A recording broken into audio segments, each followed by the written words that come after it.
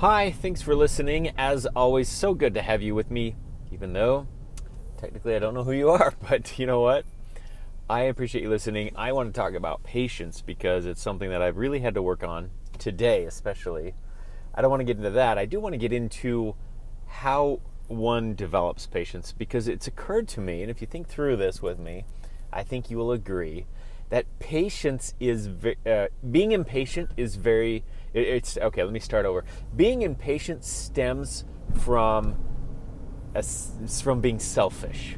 Okay, being impatient stems from being selfish. If you think about it, you're being impatient because why? You're not getting what you want. Something is not happening fast enough for you, and so you're impatient. Impatient is the natural result. We've all felt that, right? That's normal. But think about it. It's all about me.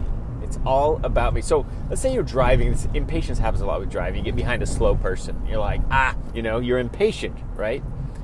And it's very natural for us to feel that. So what's happening, though, is you're not taking into anything else into consideration except for yourself.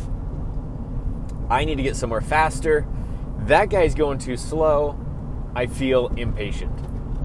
So if you'll agree with me that impatience is all about selfishness, then we can open up and have a little dialogue about that, because now we know where it stems from. Now we can fix the problem. Well, there's a couple of things. You can, first of all, this is hard for everybody to do because it's the last thing you want to think of when you're frustrated at the guy that's causing the problem, right?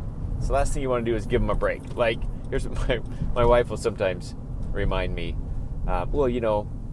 guy that's speeding by or somebody that's doing something obnoxious, and you're thinking, what the heck is wrong with that person? And she might say, he's probably having a bad day, or he's on his way to the hospital. He just got some bad news. His wife had some trauma, and she makes something up to give the person the benefit of the doubt. Well, that's a great thing to do, and I don't know if that's entirely possible all the time, because sometimes your mind just doesn't go there when you're in the zone and you're like, gosh, I don't even care. This sucks, But if you can go there, that'll be really helpful. But the second thing that I do that I find is much more effective for me, and it's not, I guess, as noble as thinking good thoughts about the other person and giving them the benefit of the doubt, like the last example. It's a little bit more about me, but it helps, and it's completely harmless. So what I do is I find that especially if I am impatient, like let me take an example of being in line at the grocery store. Okay, say I hate Walmart with a passion, not because of what they sell or don't sell on the store environment. It's fine. The people, some weird people. Okay, I'm a weird person too. I'm sure I fit right in. But here's the thing that I hate most about Walmart. Every Walmart I've ever gone to, the lines are long and nobody cares. There's no employees there they're not opening up any new lines for anybody.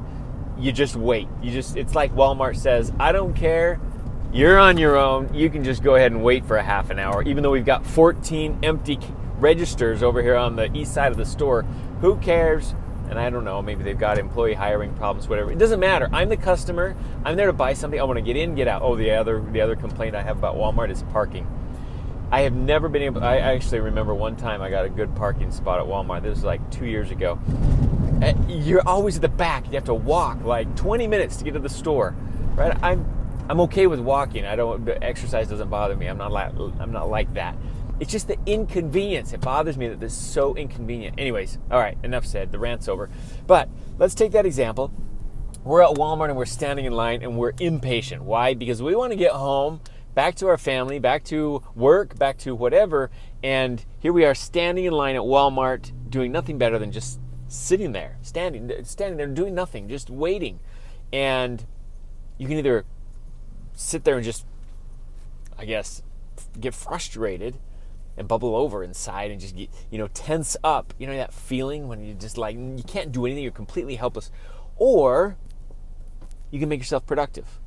And this is the key right here, is I find that if I'm doing something with my time, but I don't really care, I'm not that impatient because I'm using my time wisely. And if I'm just standing there doing nothing, that's what bothers me, because Walmart is now using my time. They have taken my time from me, and time is the most valuable asset that you have. You've heard me talk about that.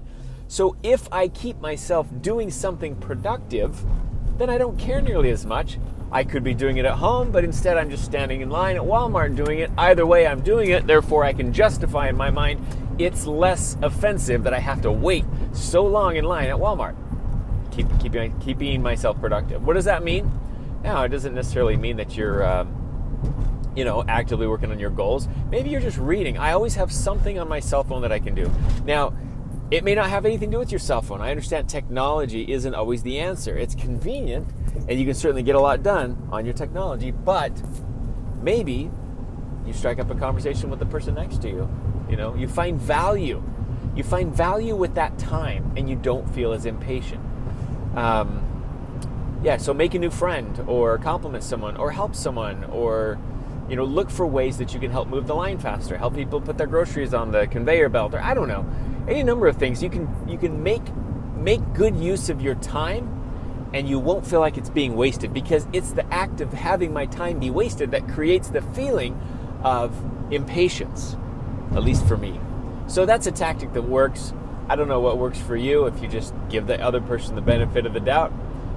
And if you're that noble of a thinker and you can just do it like that, and hey, that's great. But you know what? The bottom line is you cannot change the circumstances around you. So if I'm at Walmart, I can't really do much. I mean, they have 4 open registers and 26 closed registers. I mean, I guess I could go walk around the store, find a store manager, ask him to open another register, but that would take more time, more effort, and I can go home and complain. I mean, there's things that I can do, but at the moment, right then, it is what it is. I have to stand in line. But if you fill your time with something good, you feel more, you don't feel like you're wasting it, and you can be a lot more relaxed.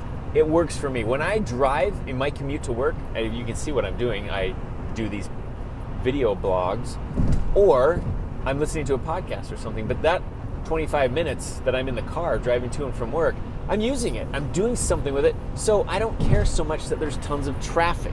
You ever been frustrated because you go out and there's traffic and it's, wall to wall, bumper to bumper, and nobody's going anywhere, and you're like, ugh, can't stand it. You get all frustrated and tensed up. I don't feel that anymore, because you know what?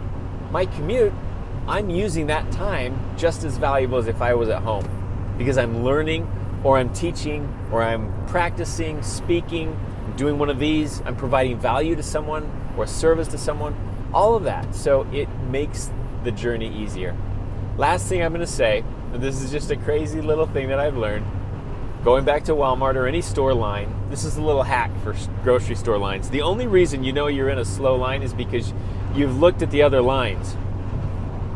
Think about that. It's the only way you know that your line is the slowest. Have you ever noticed? You're like, I always pick the slowest line. I hate this. My line's the slow. Why can't I pick? You go up and that one's the shortest. Like, boom, I'm going to go. And then that person, 3 people in front of you, has like 2 items. And then the register has to go and get the manager, and they punch in codes, and it's not working. And someone has to go price check at the back of the store. And all this time you're sitting there thinking, oh my gosh, this is insane, right? Why my line? Why? Why me? Why Murphy? Why did Murphy have to come up with this stuff? I hate Murphy's Laws.